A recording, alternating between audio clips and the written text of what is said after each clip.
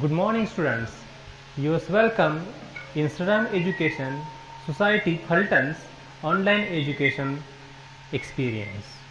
Okay, students, in the last lecture or in the last video we have studied half part of the poem The Inchcape Rock, and in that half part we came to know there are two characters. The first character is the Abbot of Aberbrothock and the other character is Sir Ralph the Roer. The Abbot of Aberbrothock is a good-natured character, benevolent character. On the other side, Sir Ralph the Roer has evil intentions behind his every activity. And in that part, we also came to know that the Abbot of Aberbrothock placed a bell on the Inchcape Rock to warn the sailors and to avoid the collide of the ship with that rock. And we have also studied the Ralph the Roer, the pirate. He always has evil intentions in his activities, and he was even jealous about that Abbot of Aberbrothock, because every sailor is blessed to Abbot of Aberbrothock, and so the Ralph the Roer felt jealous of it, and so he cut down the bell, and result was cutting down the bell. We are going to study in this part. Let's go on the stanza number 11, page number 106. Sir Ralph the Roer sailed away. He scoured the sea for many a day, and now grown rich with plundered store, and he steers his course for Scotland's shore. तर नंतर काय करतो बघा, त्यानं bell तोडलेली आहे, bell cut केलेली आहे, त्याचा हेतू साध्य झालेला आहे. आता पुढे त्याची ऍक्टिव्हिटी काय आहे बघा. Sir Ralph the Rover sailed away. To sail, sail करणे म्हणजे जहाजाने पुढे प्रवास करणे, सेलचा अर्थ आहे. तो पुढे प्रवास करत जातो. He scout the seas for many a day. Scout means what? Scout means travelled freely, energetically for ships to rock. जहाजांच्या शोधामध्ये समुद्रामध्ये मुक्त संचार करणे, त्याला स्काउट असं म्हटलं जातं. He scout the seas for many a day. बरेच दिवस त्यानं काय केलं, समुद्रामध्ये जहाज आपल्याला लुटायला मिळतात का त्याचा त्यानं शोध घेतला. And now grown rich with plundered store and he robbed many seas. बरेचशी जहाजं त्यानं लुटली, आणि जहाजं लुटून त्यानं काय केलं, ही अक्युमुलेटेड बिग वेल्थ. प्रचंड संपत्ती त्यानं गोळा केलेली होती, त्यामुळे त्याला म्हटलेलं आहे प्लंडर्ड स्टोअर. प्लंडर्ड स्टोअर म्हणजे काय, तर लुटमार करून संपत्ती गोळा करणं. And he became rich. आणि आता तो खूप श्रीमंत झालेला होता. ही स्टिअर्स हिज कोर्स फॉर स्कॉटलंड शोर. मग आता त्याच्या मनात आलं की काय नाही, आता भरपूर आपल्याकडे पैसे झालेले आहेत, आता आपण काय करायचं, आपल्या देशाला स्कॉटलंड जो त्याचा देश आहे त्या तिकडे जायचं आणि निवांत राहायचं असं त्यानं ठरवलं. आणि त्यानं जहाजाची दिशा बदलली.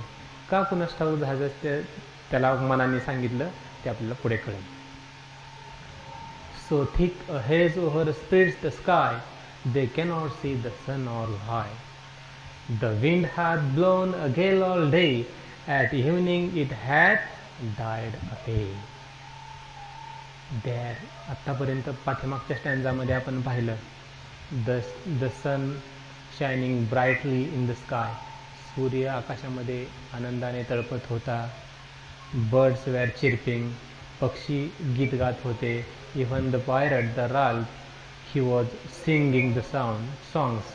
तो जो राल्फ आहे तो सुद्धा सुंदर असं गीत गात होता. म्हणजे एकंदरीत आनंद वातावरण होतं, स्वच्छ सुंदर वातावरण होतं समुद्रावरती. But there was sudden change in atmosphere. ॲटमॉस्फिअरमध्ये अचानक बदल होतो. काय बदल होतो पहा. So thick a haze over spreads the sky. So thick a haze. Haze means thin mist, धुकं. धुकं एकत्र गोळा होतं. म्हणजे ढग ढग म्हटलं तरी देखील चालेल. ढग जमा होतात आकाशामध्ये, काळेकुट्ट ढग जमा होतात आकाशामध्ये, संपूर्ण आकाशामध्ये ढग पसरतात. त्यामुळे अंधार जो आहे ना तो अंधार पसरतो चारी बाजूने. They cannot see the sun on high and due to the clouds because of haze all the sailors were unable to see the sun. त्यांना सूर्य दिसेनासा होतो. सर्व बाजूने काळोख पसरतो. पिक्चरमध्ये पण इमेजमध्ये पण पहा पूर्णपणे काळोख पसरलेला आहे. The wind had blown a gale all day.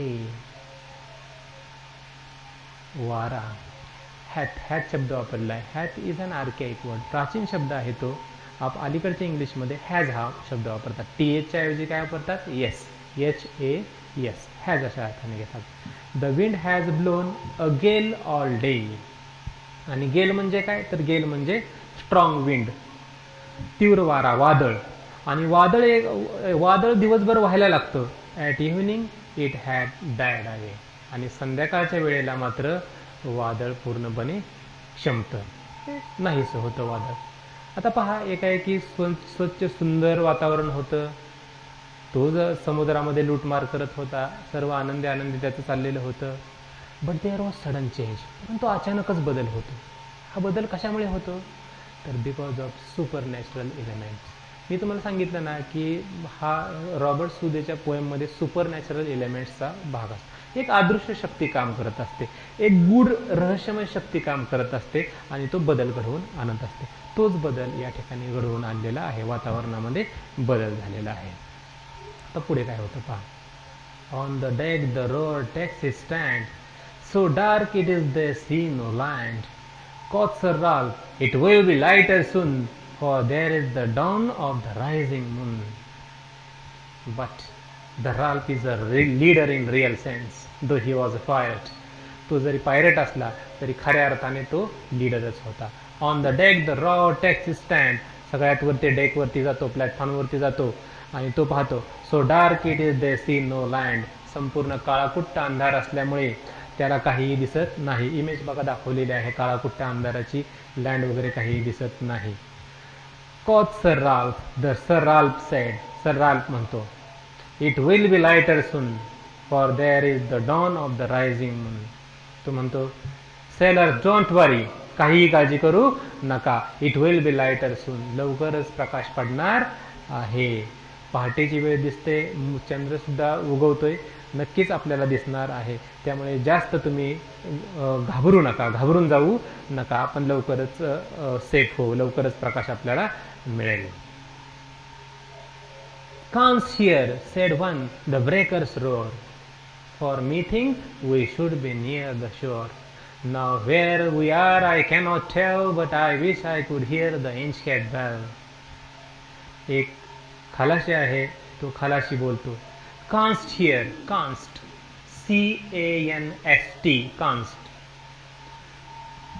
कान्स्ट तुम्हाला असं वाटेल की कान्स्ट म्हणजे कॅनॉट वगैरे असं वाटेल, परंतु तसं नाही आहे. कान्स्टचा अर्थ कॅन अशा अर्थाने घ्यायचा आहे.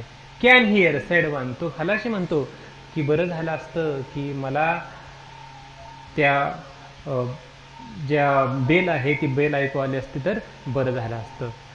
The breakers row or. Breakers row or असा. ब्रेकर म्हणजे काय? ब्रेकर म्हणजे ह्यूज वेव्ज, मोठमोठ्या ज्या लाटा आहेत ना त्या लाटा.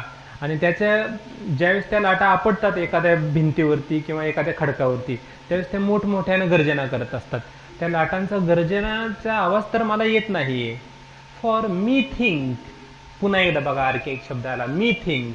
मी म्हणजे I think we should be near the shore. मला असं वाटतंय की आपण जरा किनाऱ्याच्या जवळच दिसतोय. Now where we are I cannot tell. परंतु मी किती जवळ आहे किनाऱ्याच्या हे मी सांगू शकत नाही. Because I could not see the land, I could not see the coast. मी किनारा पाहू शकत नाही. But I wish I could hear the Inchcape bell.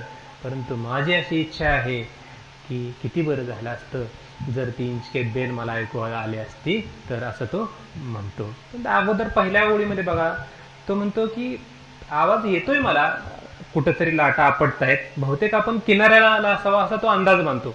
But he was not confident, परंतु कॉन्फिडंट आपल्याला दिसत नाही, त्याला कोस्ट किनारा वगैरे काही दिसत नाही.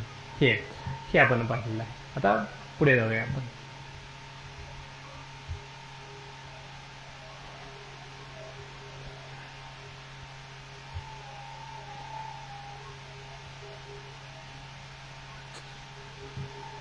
They hear no sound, their swell is strong. Though the wind hath fallen, they drift along, till the vessel strikes with a shivering shock. O Christ, it is the Inchcape Rock! आणि आवाज तर येत नाहीये त्यांना कोणताही, त्यामुळे त्यांना असं वाटतं आपण समुद्राच्या किनाऱ्याला नाहीये, कारण लाटा कुठेही आपटत नाहीत असं त्यांना नंतर लक्षात येतं. दे हिअर नो साऊंड, कोणत्याही स्वरूपाचा आवाज येत नाही. द स्वेल इज स्ट्रॉंग, भरती जी आहे, पाण्याच्या लाटा ज्या आहेत ना, त्या उंच उंच झेपावत आहेत.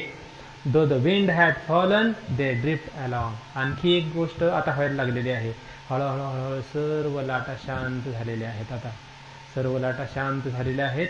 वारं जे आहे तो वारं सुद्धा मंदावलेलं आहे. परंतु का कुणास ठाऊक, जनरली जहाज आपोआप पुढं केव्हा जातं, जेव्हा वारं ढकलत तेव्हा ते जहाज पुढं पुढं जातं. परंतु आता तर वारं पूर्णपणे शांत झालेलं आहे, आणि वारं जरी शांत झालेलं असलं तरी सुद्धा the ship was drift along. अरे, जहाज आपलं कसं काय पुढं पुढं जातंय हे त्यांना समजायला मार्ग नव्हता.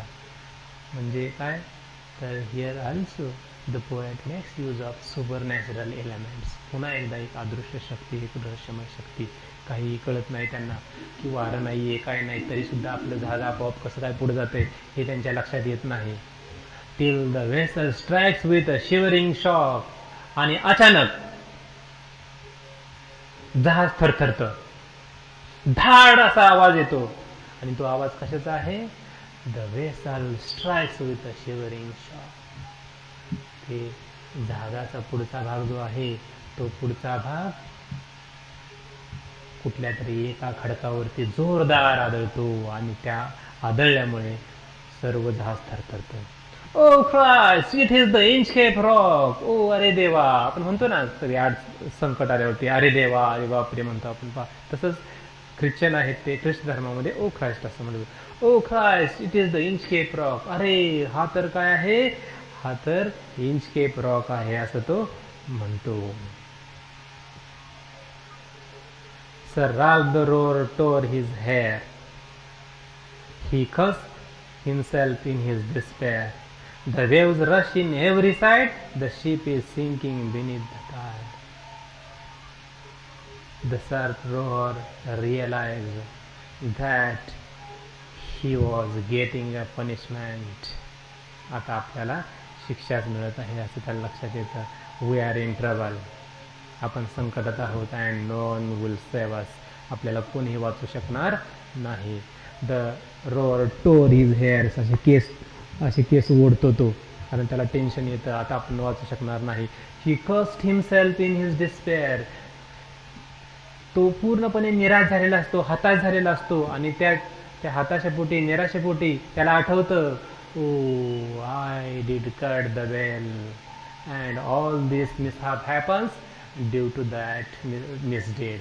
ते जी वाईट गोष्ट आपण केलेली होती त्यामुळेच ही आपल्यावरती पाळी आलेली आहे, आणि त्यामुळे तो स्वतःला स्कस्टिंग करतो, शिव्याशाप द्यायला लागतो. The waves rush in every side, the ship is sinking beneath the tide. आणि बघता बघता त्या जहाजाच्या चारी बाजूने पाणी घुसायला लागतं, आणि हळूहळू हळूहळू जहाज जे आहे ते लाटांच्या खाली जायला लागतं, जलसमाधीकडे ते वळायला लागतं.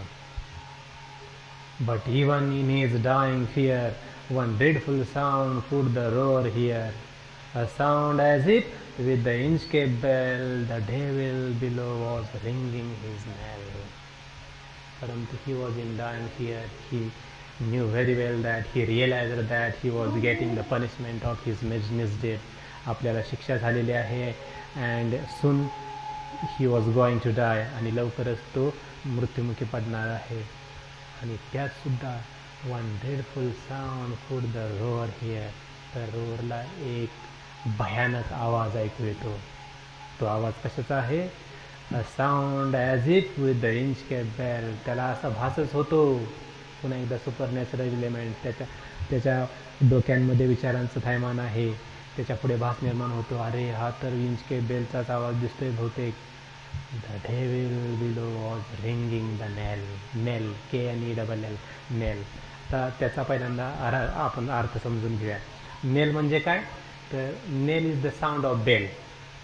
एक बेलचा साऊंड आहे पहा, की जनरली ख्रिश्चन धर्मामध्ये ज्यावेळेस अंत्यसंस्कार होत असतात किंवा एखाद्या व्यक्ती मृत्युमुखी पडलेला असतो त्यावेळी ती बेल वाजवली जाते. परंतु ती बेल धर्मगुरू वाजवत असतात, पण या ठिकाणी बेल दुसराच व्यक्ती वाजवतोय. कोण वाजवतोय?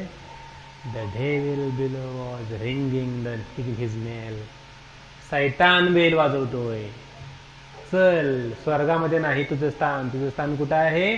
नरकामध्ये तुझं स्थान आहे. असंच तो एक प्रकारे सांगत आहे. असा आपल्याला त्यातून अर्थ घ्यायचा आहे ना. सैतानाला न्यायला सैतानच येणार, चांगला व्यक्ती येणार नाही, असे या ठिकाणी आपल्याला लक्षात येतं. आणि अशा प्रकारे तो जो राल्फ द रोव्हर आहे त्याचं आयुष्य संपतं.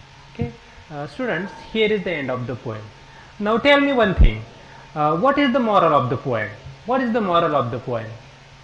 गेस, काय रे मॉरल असेल स्टोरीचा? काय शिकला तुम्ही? जीवनाचा कोणता धडा शिकला? Very simple. काय? If you do good things, good will happen to you. If you do bad, bad will be get you. जर चांगली गोष्ट केली तर चांगलं होणार, वाईट गोष्ट केली तर वाईट होणार.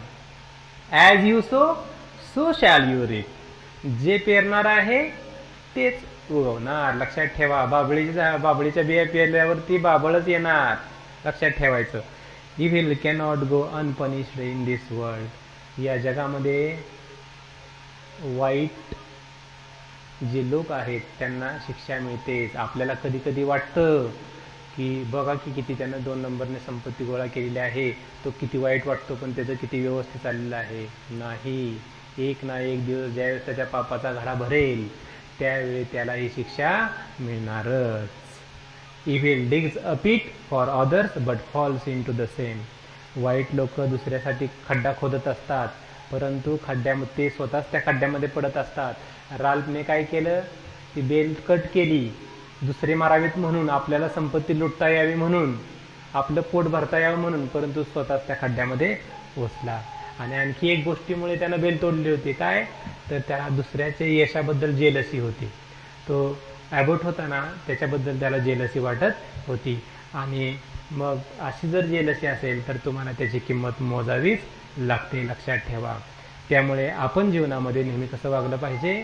तर we must behave well and good with others. We must understand others. We do not have jealousy for others. आपण दुसऱ्याबद्दल कधीही जेलसी व्यक्त करायची नाही. Okay, here is the end of the poem. Thank you for watching the video. Thank you once again.